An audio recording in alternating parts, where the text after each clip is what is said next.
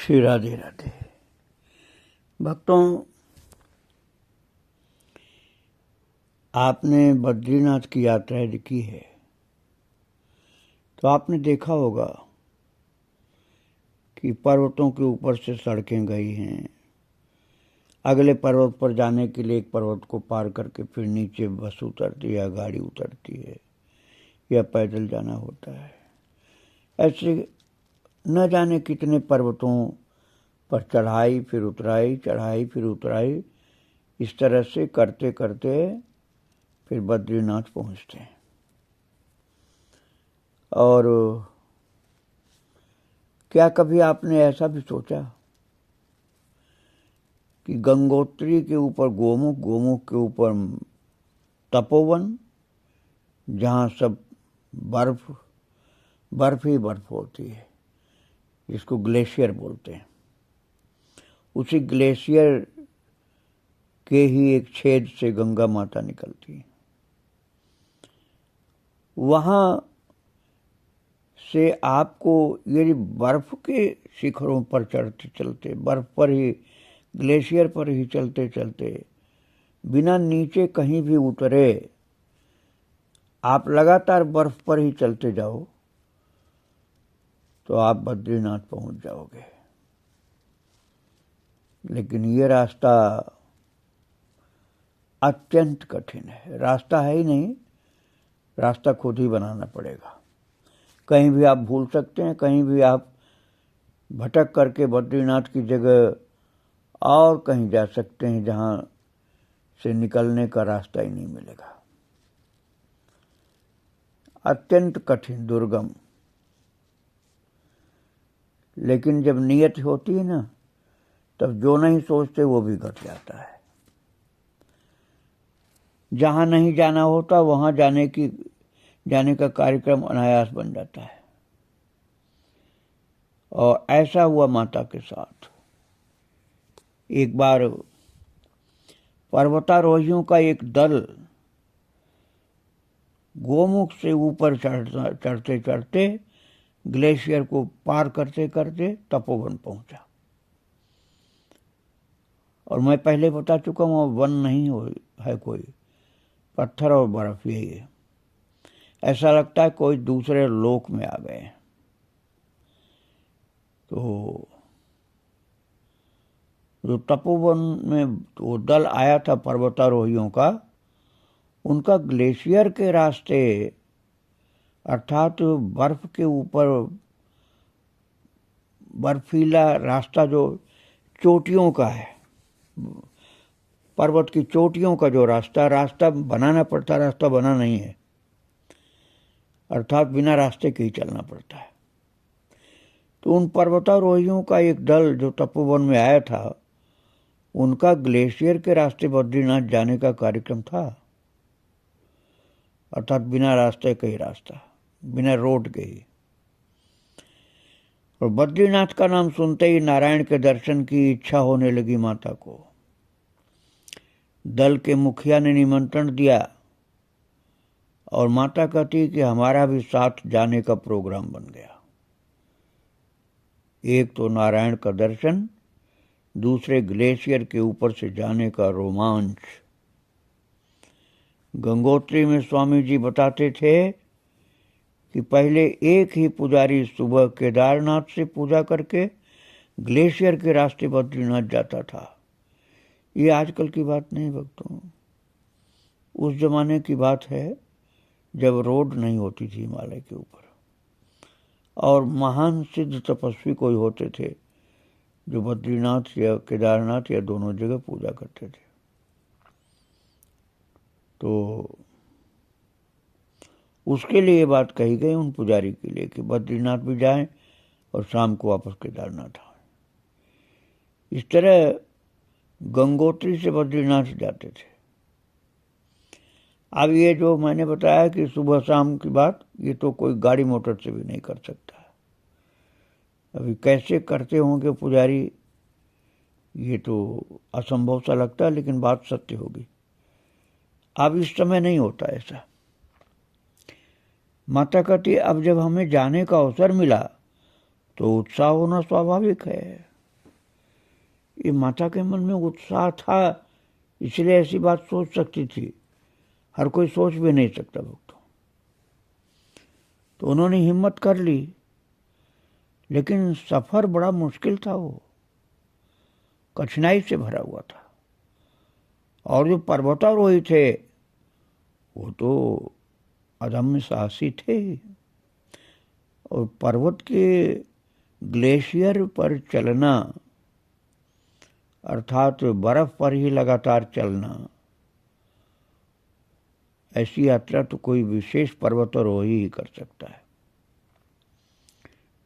माता कहती हमारे लिए तो बीच रास्ते में फंसने जैसी स्थिति हो गई।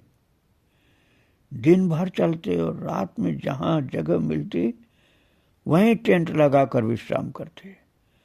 छाया तो कहीं मिलनी ही नहीं थी।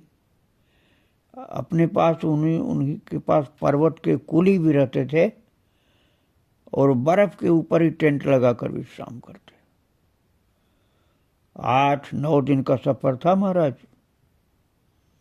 मतलब वो पुजारी वाली बात कैसे कितनी सत्य होगी ये तो भगवान जाने, कि जो बद्रीनाथ केदारनाथ दोनों के एक पुजारी कभी थे।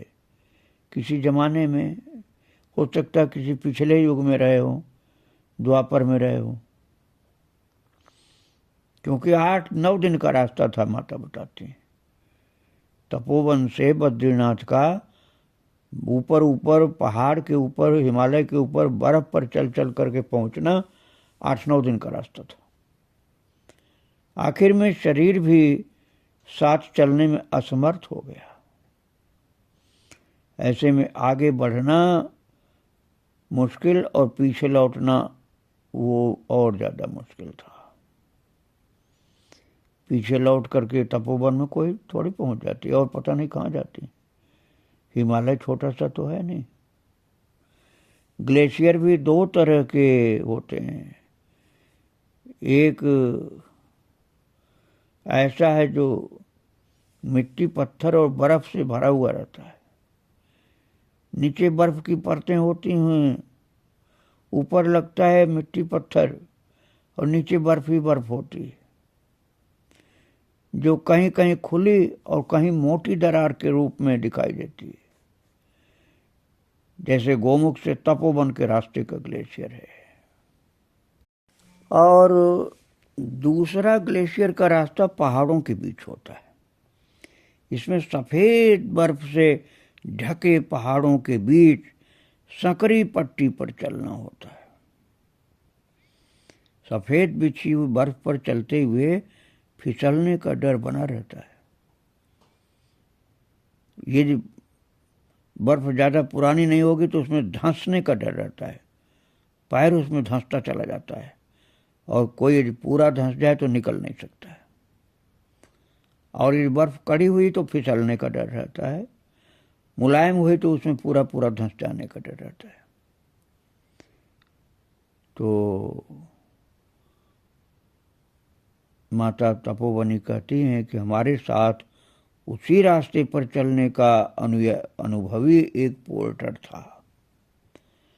पोर्टर का मतलब पहाड़ी आदमी जो कुछ सामान भी पीठ पर बांध सकता था, इतना हिम्मती था। जैसे टेंट बांधना कई लोगों को बांधना पड़ा, अकेले उसी के बस का तो था नहीं। और ग्लेशियर पर अर्थात बर्फ पर ही चलना होता था, और रास्ता 8-9 दिन का था। जब चलना मुश्किल हो गया तो एक जगह ये लोग बैठ गए और दल के बाकी सदस्य आगे जा चुके थे। अब ये समस्या थी, जो दल था पर्वतारोहियों का, उनमें से कुछ सदस्य आगे चले गए और लोग थक करके बैठ गए। शाम तक माणा पहुंचना था। माणा वो सीमा का कैंप है भक्तों। जब आप बद्रीनाथ से व्यास भगवान की गुफा को जाते हैं तो माणा पड़ता है। तो पैर जवाब देने लगे तो पोर्टर रात रुकने की जगह तलाशने लगा। आगे कुछ लोग दिखाई दिए। पता चला कि भेड़ बकरी पालने वाले गुजरों का डेरा था। वो पोर्टर के साथ वो लेने के लिए आ गए और सहारा दे करके अपने डेरे तक ले गए। भेड़ बकरी वाले जो ही पर्वत के ऊपर थे, वहां थोड़ा आराम किया, पैरों की सिकाई की, क्योंकि पैर ऐसे हो गए थे जैसे सुन्न है बिल्कुल। बर्फ पर चलना था तो पैर तो सुन्न होने ही थे, ऐसे निर्जीव जैसे पैर लगता था। इसलिए वो भेड़ बकरी वाले जो ऊपर मिले पहाड़ के ऊपर, उन्होंने आग जला करके सिकाई करवाई। रात उन्होंने अपना जो भोजन का इंतजाम था, उन्होंने भोजन भी बनाया और इन लोगों को कहा कि थोड़ा खाना जरूरी है, क्योंकि बहुत ज़्यादा बर्फ में हो इस समय, नहीं तो बिल्कुल शरीर बेकार हो जाएगा। तो जब संकल्प किया तो पूरा तो होना ही था। नारायण ने साधन बना दिए, नहीं तो ये भेड़ बकरी वाले कहाँ मिल जाते हिमालय के ऊपर। वो भी हल्की ऊंचाई पर नहीं थे, ग्लेशियर के ऊपर थे। दूसरे दिन कुछ भेड़ पालक, माता कहती हम लोगों को छोड़ने के लिए माना गए। माना कैंप आप लोगों ने देखा होगा, जो बद्रीनाथ और व्यास गुफा की ओर जाते हैं दर्शन करने के लिए। माता मूर्ति का मंदिर, वसुधारा, उधर आप गए होंगे तो माणाग्राम कैंप देखा होगा। बद्रीनाथ से थोड़ा ऊपर चढ़ने पर मिलता है। तो भगवान की कृपा से ये भेड़ बकरी वालों ने इनकी सहायता की। रास्ते में दल के कुछ लोग फिर मिल गए, जो आगे चले गए थे और अलग हो गए थे, वो भी कुछ लोग मिल गए, पर्वतारोही लोग। रात जब ये लोग माणा नहीं पहुंचे तो वे तलाश करते हुए उसी रास्ते पर वापस आ रहे थे, पर्वतारोही लोग, और वो मिले इनको, क्योंकि वो लोग माणा पहुंच ही नहीं पाए। और साथ आए लोगों को धन्यवाद दे करके वापस भेजा।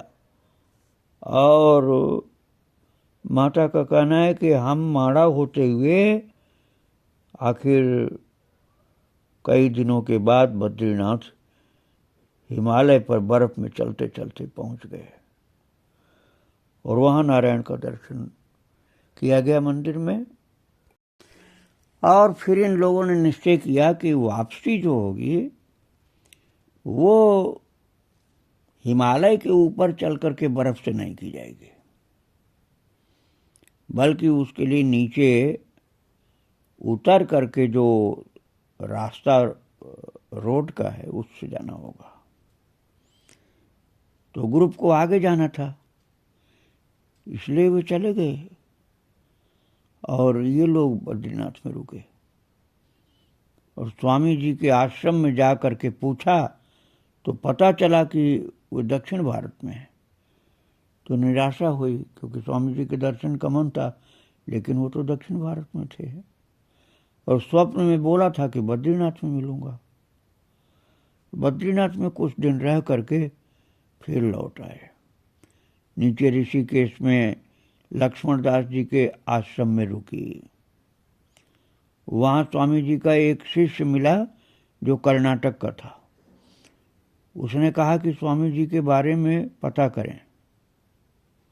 माता ने उससे कहा, तो उसने फोन पर बात की। बाद में बताया कि स्वामी जी 2 दिन बाद दिल्ली आ रहे हैं,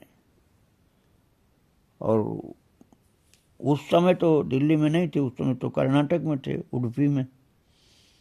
तो विचार किया कि जब आए हैं तो मिल करके जाएंगे। तो माता दिल्ली पहुंच गई और वहां 2 दिन रुकने की व्यवस्था हो गई। तब तय जो किया गया था उस दिन पर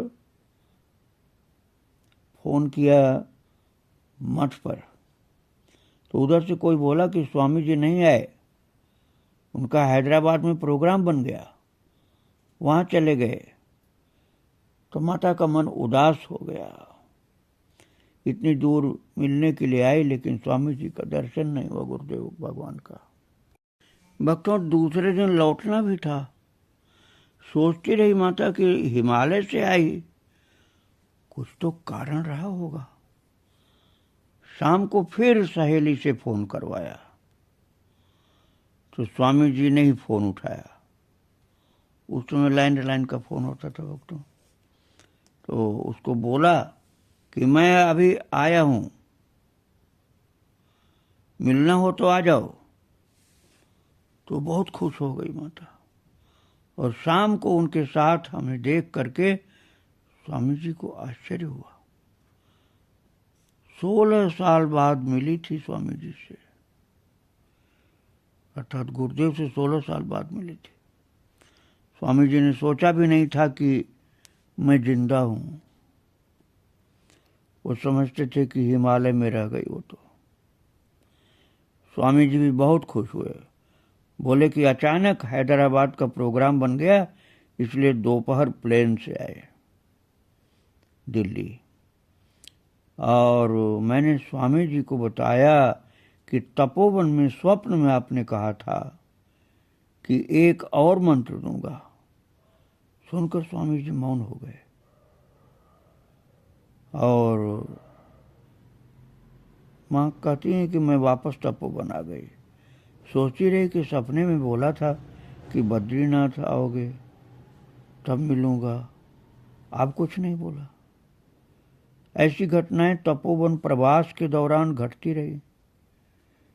जब आप संकट में होते हैं या परीक्षा के दौर से गुजरते हैं, तब भगवान आपके अपनों को ही उससे बाहर निकालने को भेजते हैं, जिन पर आपका अटूट विश्वास होता है, जिससे आपकी श्रद्धा बनी रहे। वो आपके परिवार का कोई हो सकता है, आपके पूर्वज हो सकते हैं, या आपके गुरुदेव हो सकते हैं। कोई न कोई निमित्त बनता है, लेकिन निमित्त भी नारायण ही बनाते हैं। तपोवन आकर फिर वही दिनचर्या। माता फिर से तपोवन पहुंच गई थी। आप समझ लीजिए, हिमालय के एक बहुत बड़े भाग की परिक्रमा कर चुकी थी माता। गंगोत्री गई थी उत्तरकाशी होते हुए, और गंगोत्री से फिर चीड़वासा, भोजवासा, गोमुख, और फिर वहां से तपोवन की पूरी चढ़ाई करके दोबारा पहुंच गई माता वहां तपोवन। तपोवन से बद्रीनाथ गई थी, बद्रीनाथ से रोड के रास्ते आई थी नीचे ऋषिकेश। तो एक बहुत बड़ी विशाल परिक्रमा किया था, और फिर वही एकांत, तपोवन का एकांत, और एकांत का आनंद चालू हो गया। एकांत के आनंद का मतलब होता है ध्यान करना, जप करना और तपस्या करना। जो भी संकट आए सबको खुश होकर के सहना, प्रारब्ध को भी काट देना और भजन ध्यान करना। एक दिन बाहर निकली तो महाराज धुंध छाई हुई थी एकदम। सामने देखा कि एक आदमी कंबल ओढ़े, शिवलिंग पर्वत जो है बिल्कुल शिवलिंग की तरह से पर्वत है बर्फ का, तो कंबल ओढ़े एक आदमी शिवलिंग की तरफ से आ रहा है। तो विचार आया, अभी तो रास्ता भी नहीं खुला है, फिर ये कौन आ गया तपोवन में। मन में आया कोई पर्वतारोही तो नहीं, रास्ता भटक गया। तो माता उनके आने का इंतजार करती रही, और कंबल की वजह से चेहरा साफ नहीं दिखता था। लेकिन लगा कोई साधु है।